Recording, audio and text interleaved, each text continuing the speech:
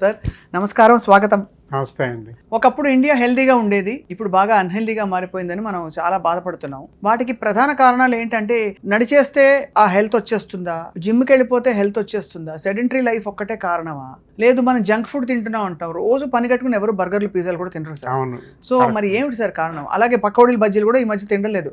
ఇప్పుడు ఒక్క పకోడీ తింటే దాని క్యాలరీస్ అంతా అని చాట్ జీపీటీలో చూసి మరి తింటున్నారు మాలాంటి వాళ్ళు. సో మీరు చెప్పండి సార్. అలా చేయడం చాలా మంచి పని అండి. మీరు చెప్పేది చాలా బాగుంది. ఇప్పుడు నెమ్మదిగా గూగుల్లో అన్నీ వచ్చేసాయి కాబట్టి మీరు పకోడీ తిన్నప్పుడు దాంట్లో ఎంత క్యాలరీలు ఉన్నాయని తెలుసుకొని తింటాం. క్యాలరీలో నేను ముఖ్యంగా చెప్పేది, మీరు చూడండి, చాట్ జీపీటీలు చూస్తూ ఉండండి, గూగుల్లో చూస్తూ ఉండండి, ప్రతిదాన్ని కూడా మీరు అందులో ఏముందని తెలుసుకోవడం చాలా ముఖ్యం. అవును. ఇప్పుడు మనకి సమస్యలన్నిటికీ అదే మూల కారణం, మన ఆహారమే. కాబట్టి పకోడీలో ఎంత నూనె ఉందో తెలుసుకోవాలి, బాగా ఉంటుంది, అది ఇంపార్టెంట్. అంతేగాని అందులో ఎంత షుగర్ ఉంది, ఎంత కార్బోహైడ్రేట్, కార్బ్స్ అనేది అనవసరంగా దాని మీద ఒక దుష్ప్రచారం జరిగిపోయింది. రైస్ తినకూడదు, అన్నం తినకూడదు, పంచదార తినకూడదు, కార్బ్స్ అనేవి తగ్గించేయాలి, కట్ చేయాలి. కార్బ్స్ తగ్గిస్తే చాలా సమస్యలు వస్తాయి. 55% కన్నా తక్కువ కార్బ్స్ అంటే మనం తీసుకున్నటువంటి పిండి పదార్థాన్ని, మనం మనిషి అనేవాడు పిండి పదార్థాల మీదే బతుకుతున్నాడు. అయితే 1800 క్యాలరీస్ వేసుకుంటే ఉజ్జాయింపుగా, అందులో 900 క్యాలరీస్ దగ్గర మీకు కాపు నుంచి రావాలంటున్నారు. రాకపోతే మనకు ఆరోగ్య సమస్యలు ఎక్కువ అవుతాయి అన్నమాట. 55% ఉండాలి, 50% కాదు, 55% ఉండాలి. అంటే 1000 క్యాలరీస్ అనుకుంటే కూడా sir 250 grams of carbs we need. 100%. Because 250 into 4, ఒక్కొక్క gram of carb is 4 calories కదా సార్.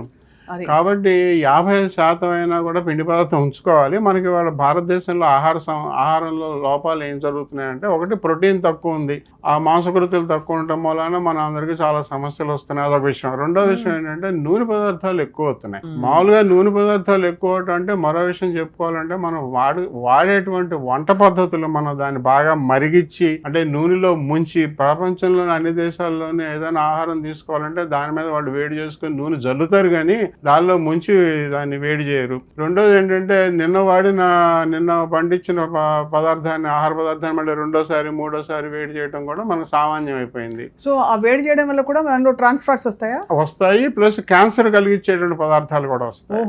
ఇటు పక్కన గుండె జబ్బులే కదా, అటు క్యాన్సర్ జబ్బులు కూడా వస్తాయి. కాబట్టి ఇలాగా రెండోసారి వేడి చేయడం అనేది తప్పు. తర్వాత నూనెలో ముంచి వేయించడం తప్పు. ఇవన్నీ కూడా మనం ఎక్కువగా వంట పద్ధతుల్లో, మన భారతదేశం వంట పద్ధతుల్లో ఇవన్నీ జరుగుతున్నాయి, కానీ వీటిని మరీ ఎక్కువగా వాడుతున్నాం అనమాట.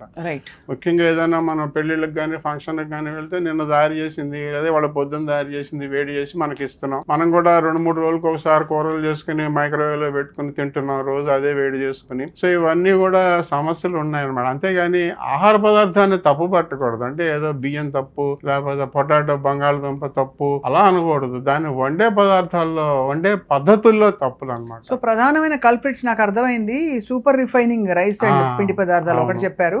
2 నూనె పదార్థాలు మనం గ్రహించట్లేదు, కార్బ్స్ ని తప్పు పడుతున్నాం, కానీ యాక్చువల్లీ కల్ప్రిట్ ఇది. ఎందుకంటే మళ్ళీ కూరలు వేడి చేస్తే అది బ్యాడ్ ఫ్యాట్ గా మారుతుంది. రెండోది ఆ ఫ్యాట్ కంటెంట్ కూడా బాగా ఎక్కువ అవుతుంది అది. సో చాలా ఇది అంటే ఇది గ్రహించకుండా చేస్తున్న తప్పులు సార్. ఎందుకంటే 2 కదా బజ్జీలు, ఒక 2 బజ్జీలు తింటే ఒక చక్కగా అంత నూనె వచ్చేస్తుంది మన బాడీలోకి, అంతే కదా సార్?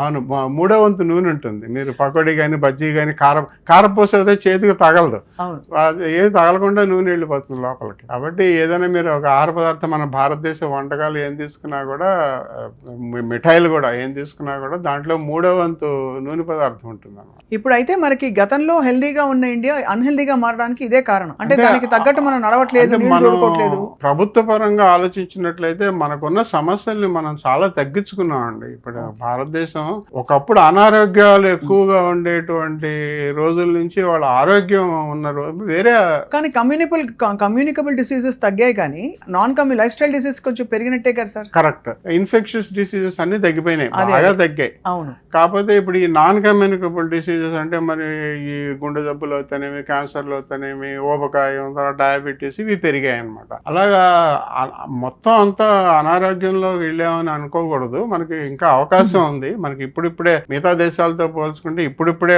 మనం ఈ జబ్బులకు లోన్ అవుతున్నాం. భారతదేశాన్ని డయాబెటీస్ క్యాపిటల్ అని చెప్తారు కానీ సంఖ్యాపరంగా చూసుకుంటేనే క్యాపిటల్, కానీ మన శాతం చూసుకున్నట్లయితే మన భారతదేశంలో డయాబెటీస్ అమెరికా చైనాలో ఉన్నట్టు లేదు. మనకు 10%, 25 ఏళ్ళు దాటిన వాళ్ళలో 10% అనమాట. అందుకని మనమేమి అంత మొత్తం పాడైపోయి ఏం లేవు అనారోగ్యంగా. కాబట్టి మనం కూడా ఇప్పుడు తెలుసుకోవడానికి అవకాశం ఉంది, మార్చుకోవడానికి అవకాశం ఉంది, అవగాహనకు అవకాశం ఉందండి. ఆ విషయం తెలుసుకోవాలంటే మనం ఏమి మొత్తం అంతా పాడైపోయాం. మనం తీసుకునేటువంటి ఆహారం అలా మిగతా దేశాలతో పోల్చుకుంటే మనమే బెటర్ గా ఉన్నాం. మనమే, అదే కరెక్ట్ సార్, మీరు వాస్తవంగా చెప్పారు. ఇంకా మన కూరగాయలు వాటన్నిటికీ కాస్త గుర్తింపు, గౌరవం ఉంది. వేరే దేశాల్లో హార్డ్ మీట్స్ తినే దేశాలు ఉంటాయి, రెడ్ మీట్ ఎక్కువ తినే దేశాలు కూడా ఉన్నాయి సార్ మన దగ్గర. 20 సంవత్సరాల మోర్టాలిటీ డేటా అమెరికా వాళ్ళ డేటా తీసుకున్నట్లయితే భారతదేశం కన్నా ఎక్కువ మరణాలు సంఖ్య వాళ్ళ దగ్గర ఉంది, మన దగ్గర కాదు. వాళ్ళకన్నా మనం చాలా వెనకబడి ఉన్నాం, మన హాస్పిటల్స్ అయితేనేమి, వైద్య సదుపాయాలు అయితే. కానీ చివరికి మోర్టాలిటీ డేటా, మార్బిడిటీ డేటా తీసుకున్నట్లయితే 20 సంవత్సరాలు అమెరికాది ఇండియాది పోల్చుకున్నట్లయితే మనమేమి వాళ్ళతో పోల్చుకుని బాధపడాల్సిన అవసరం ఏం లేదు. మనకు ఆరోగ్యంగానే ఉన్నాం మనం. కాకపోతే రాబోయే కాలంలో మన ఒబేసిటీ పెరుగుతోంది, డయాబెటీస్ పెరుగుతోంది, గుండె జబ్బులు పెరుగుతాయి. ఆ సమస్యలు మనకు ఉన్నాయన్న విషయం మనకు తెలుసు. అవగాహన నేర్చుకుని దానికి కావాల్సినటువంటి పద్ధతులు మార్చుకోవడానికి అవకాశం ఉంది, మనకు అవకాశం ఉంది. మీరు చెప్పినట్టు కూరగాయలు అయితేనే, పళ్ళు అయితేనే, మనం వాడినంత కూరగాయలు, పళ్ళు, ఆహార పదార్థాలు మిగతా దేశాల్లో లేవు. కాబట్టి మనం చాలా, మనకు అదృష్టవశాత్తు మనకు చాలా అవకాశం ఉంది మార్చుకోవటానికి.